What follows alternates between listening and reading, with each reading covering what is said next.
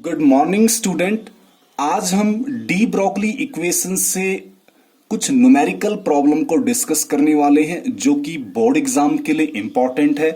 ये जो तीनों न्यूमेरिकल मैंने चुने हैं ये एनसीईआरटी बेस्ड है, लेकिन इनको डिस्कस करने से पहले कुछ इंपॉर्टेंट बातों को हमें समझना होगा और उनको ध्यान रखना होगा। जैसे कि पहली बात, लैम्डा यानी कि वेवलेंथ H अपॉन में mv होता है, यही डी ब्रोगली इक्वेशन है, इसको आपने याद रखना है। दूसरा, हमें H की वैल्यू जिसको हम प्लैंक्स कांस्टेंट बोलते हैं, इसकी वैल्यू को आपने ध्यान रखना है। ये कई बार आपको न्यूमेरिकल में गिवन भी हो सकता है, मिल सकता है आपको गिवन, या फिर अगर नहीं मिलेगा तो फिर आपके पास एक ही ऑप्शन है कि आप इसे याद ही कर लें। तो इसकी वैल्यू है 6.626 इंटू 10 की पावर माइनस 34 जूल सेकेंड। यहां पे ध्यान देना है, कई बार वो जूल सेकंड की जगह जो यूनिट है वो kilogram metre square second inverse देता है। ठीक है, तो इसका मैंने आपको रिलेशन दिया है यहाँ पे कि जो जूल होता है, ये जो एक जूल है वो एक्चुअल में 1 किलोग्राम मीटर स्क्वायर सेकंड -2। ध्यान रखना है, यहाँ पे क्या है -1, यहाँ पे क्या है -2। अब यहाँ पे -1 क्यों आया? क्योंकि यहाँ पे सेकंड भी तो है ना यहाँ पे। ठीक है, ये ध्यान रखना है। ठीक है, तो आपके पास या तो इसमें गिवन होगा या इस यूनिट में आपको गिवन होगा। एक और चीज, जो वेवलेंथ की यूनिट है आर्मस्ट्रॉन्ग, तो एक आर्मस्ट्रॉन्ग 10 की पावर -10 मीटर के बराबर होता है। तो पहला न्यूमेरिकल पढ़ते हैं। जब भी आप न्यूमेरिकल को पढ़ें तो आप गिवन भी आप साथ के साथ लिखा करो और क्या फाइंड आउट करना है उसको भी मेंशन किया करो, जिससे आपको न्यूमेरिकल को सॉल्व करने में आसानी होगी। तो हम न्यूमेरिकल की स्टेटमेंट पढ़ते हैं। What will be the wavelength?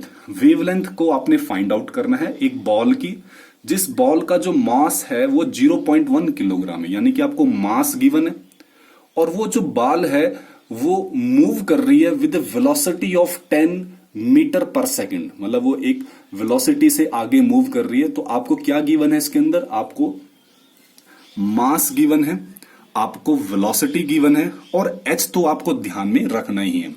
तो आपको क्या फाइंड आउट करना है? वेवलेंथ यानी कि लैम्डा। तो आपके पास एक डी ब्रोगली इक्वेशन आपने ध्यान रखा था कि lambda equal to h upon में mv। आप h की वैल्यू को पुट करें, मास की वैल्यू को पुट करें, वेलोसिटी की वैल्यू को पुट करें। जो आप पुट करोगे तो हमेशा ध्यान रखो कि उनकी यूनिट भी पुट किया करो, ताकि आपको आसानी से यूनिट का पता लग जाए कि हमारा लास्ट में यूनिट क्या बचेगा। जैसे देखो, किलो, वैसे यूनिट को हम कैंसिल नहीं करते, लेकिन यहां पे मैं आपको शो कर रहा हूं भाई, किलोग्राम से किलोग्राम कैंसिल हो गया, मीटर से 1 मीटर कैंसिल हो गया, सेकंड इनवर्स से 1 सेकंड इनवर्स कैंसिल हो गया, तो केवल क्या बच गया? मीटर बच गया ना। तो आपको पता लग गया कि आपकी यूनिट क्या है? मीटर है। बाकी इसको आप न्यूमेरिकल में डिवाइड मल्टीप्लाई तो कर ही लोगे। तो जब इनको डिवाइड और मल्टीप्लाई करोगे तो वेवलेंथ आपके पास आएगा 6.626 इंटू 10 की पावर -34 मीटर, और यही आपका क्या रहेगा? आंसर रहेगा। नेक्स्ट न्यूमेरिकल की स्टेटमेंट पर चलते हैं। आपको इलेक्ट्रॉन दे रखा है, तो उस इलेक्ट्रॉन का मास आपको गिवन है, कितना है? 9.1, 10 की पावर -31 किलोग्राम। अब वो क्या कहता है कि जो इस इलेक्ट्रॉन की जो काइनेटिक एनर्जी है वो है 3.0 इंटू 10 की पावर -25 जूल, यानी कि आपको काइनेटिक एनर्जी गिवन है। तो आपको उस इलेक्ट्रॉन का क्या फाइंड आउट करना है? वेवलेंथ फाइंड आउट करना है। तो इसके सॉल्यूशन पे चलते हैं। आपको क्या गिवन है पहले उनको लिख लो। आपको मास गिवन है इलेक्ट्रॉन का, आपको काइनेटिक एनर्जी गिवन है, क्या फाइंड आउट करना है? वेवलेंथ फाइंड आउट करना है। ठीक है, अब वेवलेंथ जैसे आपने देखा भी डी ब्रोगली इक्वेशन में, भाई वेवलेंथ के लिए हमें क्या चाहिए? h, ये हमें पता है, मास गिवन है हमें, लेकिन ये वेलोसिटी नहीं दे रखी हमें इस न्यूमेरिकल के अंदर। तो वेलोसिटी के लिए हमें उसने क्या रिलेशन दे दिया? काइनेटिक एनर्जी दे दिया। तो हमें पता है भाई काइनेटिक एनर्जी किसके बराबर होता है? हाफ mv², सभी को पता है।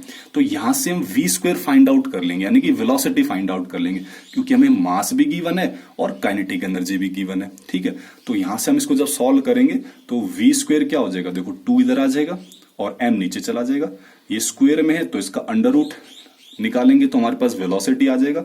इसको सॉल्व करने के बाद 812 मीटर पर सेकंड इनवर्स। तो आपने 9th 10th क्लास में सीखा ही है कि अंडर रूट से कैसे हम बाहर निकालते हैं किसी वैल्यू को।